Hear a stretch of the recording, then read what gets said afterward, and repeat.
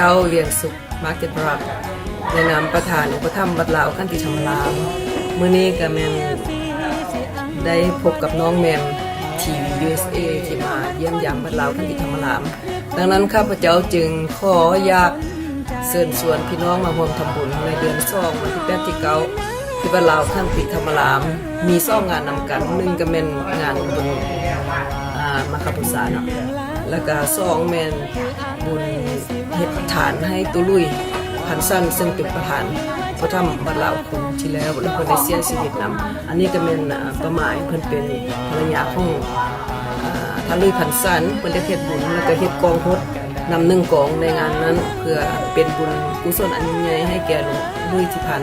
เสียชีวิตไปแล้วเนาะข้าพเจ้าก็ต่างหน้าคณะกรรมการวัดลาวขันติธรรมรามข้อเชิญชวนพ่อแม่พี่น้องที่อยู่ไกลอยู่ไกลแล้วก็ฮักแพงมาอย่างตุลุยและครอบครัวก็ขอให้เสริมมาร่วมทำบุญกันก็ขอบใจน้องแมมแล้วก็คอยประสบความสำเร็จในทีวีแมมทีวี USA ขอบใจหลายๆคนผู้เทโอเคบ่อาย